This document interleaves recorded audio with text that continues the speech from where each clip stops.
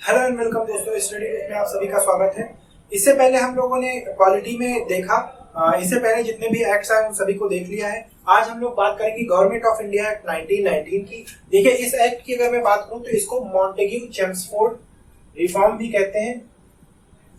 Montagu Chelmsford reform के नाम से भी जाना जाता है। एक्चुअली जो चेम्सफोर्ड थे ये हमारे वाइसरॉय थे और ये जो थे ये secretary of state for India थे। ठीक है, तो इन दोनों के सहमति से साथ में मिलकर जो रिफॉर्म लाया गया उसको गवर्नमेंट ऑफ इंडिया एक्ट 1919 कहा गया। देखिए 1917 में, इससे पहले मैंने आपको बताया कि 1909 में कैसे सरकार कम्युनल रिप्रेजेंटेशन को बढ़ावा देती है और बहुत सारे बदलाव लेकर आती है। बजट में हम लोग पूरक प्रश्न भी पूछ सकते हैं, सप्लीमेंट्री क्वेश्चन पूछ सकते हैं और भी बहुत सारे, यहाँ तक कि इंडियन मेंबर्स को भी एग्जीक्यूटिव काउंसिल में एंट्री दी जाती है और लेजिस्लेटिव काउंसिल्स की जो सीमा है वो भी बढ़ाई जाती है। 1909 में 16 मेंबर से 60 मेंबर कर दिया जाता है जो लेजिस्लेटिव काउंसिल होती है उसकी नंबर्स को।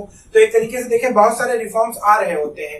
ठीक है, तो अब यहाँ पर 1917 में 20 अगस्त 1917 को सरकार ये कहती है नहीं, अब हम रिस्पॉन्सिबल गवर्नमेंट लेकर आएंगे, क्योंकि कांग्रेस का दबाव लगातार बढ़ता जा रहा था। आप सभी को पता होगा कि ये एक ऐसा वक्त था जब उग्रवाद चल रहा था, जैसे हम कहते हैं इंडियन इंडिपेंडेंस मूवमेंट में एक्सट्रीमिस्ट रिवॉल्यूशन चल रहा था। ठीक है, मीन्स लोग अब सिर्फ शांति के रास्ते को इख्तियार नहीं कर रहे थे आजादी के लिए, बल्कि ऐसे रास्तों को इख्तियार कर रहे थे जो शांति से परे थे और हेरिटेज पर भी बम फेंका गया था। ठीक है, और तो ये सारे काम जो हम लोग देखते हैं तो ये सब वही समय पर हुआ था, इसीलिए 1908 में सेडिशन एक्ट वगैरह लेकर सरकार आई थी। तो 1917 में इन्हीं सब के दबाव के चलते, इन्हीं सब का प्रयास था कि सरकार ने दबाव में आकर कहा नहीं, अब हम रिस्पॉन्सिबल गवर्नमेंट लेकर आएंगे। तो उसी के क्रम में सरकार अपने संशोधन करके ये संविधान अधिनियम लेकर आई, गवर्नमेंट ऑफ इंडिया एक्ट 1919। आइए देखते हैं इनमें कौन कौन से प्रावधान थे। तो देखिए, सबसे पहले जो केंद्र और प्रांत के विषय थे उनका बंटवारा कर दिया गया, यानी कि अब जो सेंटर है उसके सब्जेक्ट अलग होंगे, किस किस सब्जेक्ट पर कानून बना सकती वो अलग होंगे, और जो स्टेट है उसके कानून अलग होंगे, यानी जो प्रोविंशियल स्टेट है उसके कानून अलग होंगे। ठीक, तो यहाँ पर तो सबसे पहले सेंटर और स्टेट के सब्जेक्ट को अलग अलग कर दिया गया।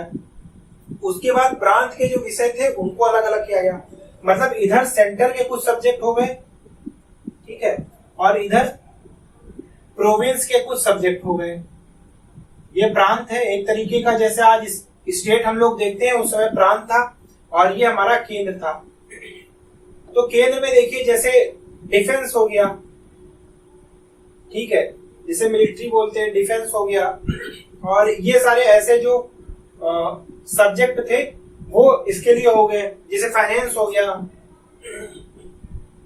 ठीक है, तो ये सारे सब्जेक्ट जो थे इन पर कानून बनाने का अधिकार केंद्र के पास रहा और प्रांत के पास अपने कुछ सब्जेक्ट दे दिए गए। तो यहाँ पर अगर हम लोग बात करें तो डिसेंट्रलाइजेशन की शुरुआत हो गई, यानी विकेंद्रीकरण की जो है एक तरीके से कुछ ना कुछ तो डिसेंट्रलाइज किया ही गया। तो यहाँ पर सेंटर और प्रोविंस के स्टेट्स को अलग कर दिए गए, प्लस जो प्रोविंस के स्टेट थे उनको दो भागों में बांट दिया गया।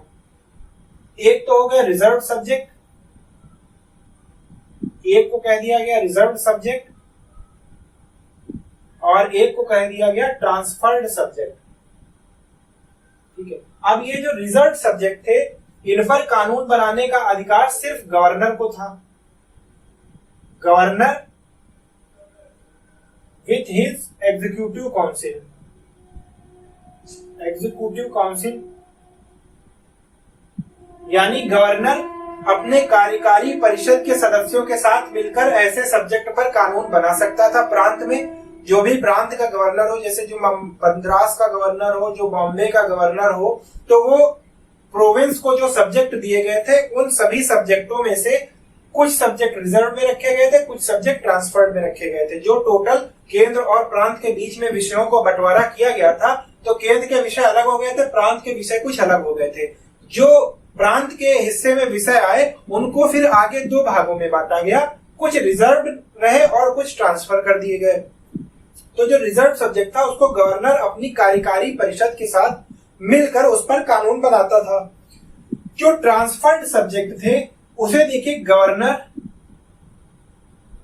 जो विधायी थी, लेजिस्लेटिव काउंसिल थी, जो लेजिस्लेटिव काउंसिल थी उसके साथ मिलकर जो है कानून बनाता था। लेजिस्लेटिव काउंसिल जो भी, यहाँ पर क्या होता था, भारतीयों को एंट्री दे दी गई लेजिस्लेटिव काउंसिल में। जैसा मैंने आपको बताया था पिछले वीडियो में कि सेंटर में जो लेजिस्लेटिव काउंसिल थी उसकी संख्या 16 से 60 कर दी गई थी, और जो प्रोविंस की लेजिस्लेटिव काउंसिल थी उसमें मेंबर्स को यूनिफॉर्म नहीं रखा गया था। तो जो ट्रांसफर्ड सब्जेक्ट थे, जो हल्के फुल्के सब्जेक्ट थे, वो दे दिए गए। गवर्नर अपनी लेजिस्लेटिव काउंसिल के साथ मिलकर उस पर नियम बनाएगा। लेजिस्लेटिव काउंसिल में क्योंकि भारतीयों को भी एंट्री दे दी गई थी, इसलिए यहाँ पर हल्के फुल्के सब्जेक्ट रखे गए थे ताकि लोगों को दिखाया जा सके कि रिस्पॉन्सिबल गवर्नमेंट है। और जो असली के सब्जेक्ट थे, जैसे पुलिस हो गया, एग्रीकल्चर हो गया, लैंड रिफॉर्म हो गए, ये सब रिजर्व सब्जेक्ट में रखे गए थे, और इन पर जो लेजिस्लेटिव काउंसिल था उसका कोई हक नहीं था, कोई भी बस नहीं था। और एक तरीके से गवर्नर अपनी कार्यकारी परिषद के साथ मिलकर कानून बनाता था।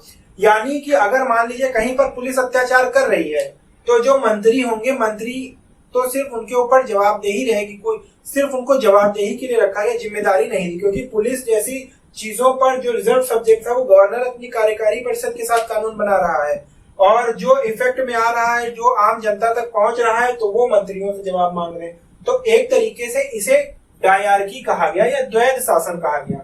ठीक है, द्वैध शासन या डायरकी, इसको डायरकी कहा गया। और डायरकी का मतलब होता है डबल रूल। ये ग्रीक वर्ड है जिसका मतलब होता है डबल रूल। तो ये जो सिस्टम बनाया ये था डायरकी। इसमें एक तरीके से तुमको सिर्फ एक दे दिया खिलौना खेलने के लिए, यहाँ पर कुछ कोई भी मतलब महत्वपूर्ण सब्जेक्ट नहीं दिए गए। जो ट्रांसफर्ड सब्जेक्ट है उनको महत्वपूर्ण सब्जेक्ट नहीं दिया गया कि लेजिस्लेटिव काउंसिल महत्वपूर्ण सब्जेक्ट पर उसके बाद भी नियम नहीं बना सकती थी, और एक तरीके से गवर्नर को अधिकार था। एक चीज और यहाँ पर किया गया, मान लो लेजिस्लेटिव काउंसिल कोई नियम बनाती है और गवर्नर जनरल को वो सही नहीं लगता है तो वो इसको वीटो कर सकता था। ठीक है, इसका अधिकार भी उसको दिया गया, और ऑर्डिनेंस का अधिकार तो उसके पास था ही। तो एक तरीके से देखा जाए कि भारतीयों के हाथ में कुछ नहीं रह गया। तो ये एक कहानी थी।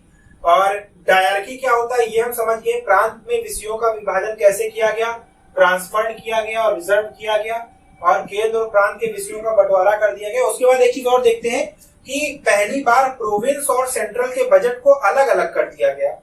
इनके बजटों को अलग अलग कर दिया गया, यानी अब सेंटर का बजट अलग होगा और प्रांत का बजट अलग होगा। तो इससे ये पता चल सके कि किस प्रांत पर कितना व्यय हो रहा है। तो सेंटर के बजट को अलग कर दिया गया, प्रांत के बजट को अलग कर दिया गया। उसके बाद देखिए एक चीज और कि बाइकामेरलिज्म यानी द्विसदनीय व्यवस्था लाई गई। ठीक है, और डायरेक्ट इलेक्शन का कॉन्सेप्ट यहाँ पर लाया गया, हमें देखने को मिलता है। इससे पहले मैंने आपको बताया था कि 1909 में इनडायरेक्ट इलेक्शंस आ गया था। ठीक है, इनडायरेक्ट इलेक्शंस आ गया था, और यहाँ पर हम लोग देखते हैं कि 1919 में डायरेक्ट इलेक्शन का कॉन्सेप्ट आ गया और बाइकामेरलिज्म आ गई। ठीक है, और ये बाइकामेरलिज्म कहाँ थी, ये केंद्र में थी। ठीक, केंद्र में कैसे थी तो देखिए यहाँ पर केंद्र में कैसे थी ये भी देख लेते हैं। तो यहाँ पर जो केंद्र में था, सेंटर में एक अपर हाउस बनकर आया और एक लोअर हाउस की शुरुआत की गई। ये जो लोअर हाउस था यही इसका नाम था सेंट्रल लेजिस्लेटिव असेंबली। ठीक है, ये इसका लोअर हाउस था। और अपर हाउस, तो सेंटर में द्विसदनीय व्यवस्था की गई, अपर हाउस और लोअर हाउस, और प्रांत में डायरकी लगाई गई। ठीक है, प्रांत में डायरकी का चलन किया गया, और डायरेक्ट इलेक्शन का कॉन्सेप्ट आया। मतलब अब लोग डायरेक्टली चुने जा सकते हैं। ठीक, मतलब लोगों को मताधिकार दिया गया, क्योंकि डायरेक्टली तो तभी हम चुन पाएंगे ना जब लोगों को वोट देने का अधिकार हो। तो एक तरीके से हम ये कह सकते हैं कि यहाँ पर लोगों को वोट देने का अधिकार भी दे दिया गया। उसके बाद हम लोग देखते हैं कि कम्युनल रिप्रेजेंटेशन था उसको देख लेते हैं। तो अभी तक जो कम्युनल रिप्रेजेंटेशन था यानी सांप्रदायिक रिप्रेजेंटेशन था वो सिर्फ मुस्लिमों को था। 1909 के अधिनियम में हम लोगों ने देखा कि सिर्फ मुस्लिम को 1909 में दिया गया था। ठीक है, 1919 में इसको बढ़ा दिया गया, यानी एक तरीके से संप्रदायवाद को और तीव्र कर दिया गया और बढ़ा दिया गया। अब यहां पर हमें देखिए सिखों को दे दिया गया और इंडियन क्रिश्चियंस को भी दिया गया। ठीक है। और देखिए एंग्लो इंडियंस को भी दिया गया, एंग्लो इंडियंस को भी दिया गया और यूरोपियंस को भी दिया गया। तो जो कम्युनल रिप्रेजेंटेशन था वो अब बढ़ा दिया गया। कम्युनल रिप्रेजेंटेशन जो है अब इतने लोगों को एक्सपैंड कर दिया गया। यहाँ पर अगर मैं बात करूं तो कम्युनल रिप्रेजेंटेशन अब एक्सपैंड कर दिया गया है। ठीक, तो ये सारे कुछ प्रावधान थे। उसके बाद हम लोग देखते हैं कि कुछ लोगों को मताधिकार दिया गया, क्योंकि मताधिकार दिया जाएगा तभी तो डायरेक्ट इलेक्शन आएगा। जब लोगों के पास मत का अधिकार ही नहीं होगा तो डायरेक्ट इलेक्शन कैसे आएगा? तो डायरेक्ट इलेक्शन अगर इंट्रोड्यूस किया गया इसका मतलब कुछ लोगों को मताधिकार दिया गया। और मताधिकार किस बेसिस पे दिया जाता था?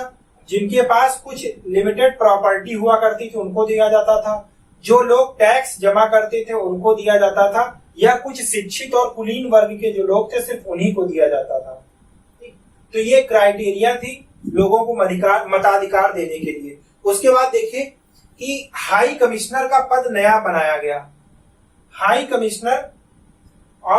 Commissioner for India in London, और जो हमारे सेक्रेटरी ऑफ स्टेट थे, सेक्रेटरी ऑफ स्टेट के जो कुछ कार्य थे वो इसको दिए गए। ठीक है, सेक्रेटरी ऑफ स्टेट जो हमारे जो पद हमारा सृजित किया गया था 1858 के बाद, उस पर कार्यभार कुछ ज्यादा बढ़ गया था, तो उसकी कुछ कार्य करने की कुछ फंक्शंस को high commissioner for India in London को दे दिया गया। उसके कुछ फंक्शंस इसको अलॉट कर दिए गए कि अब ये काम ये करेगा। तो ये एक नए पद का सृजन किया गया, इस चीज को भी याद रखिएगा। उसके बाद देखिए एक विधिक आयोग की स्थापना भी की गई। एक स्टैट्यूटरी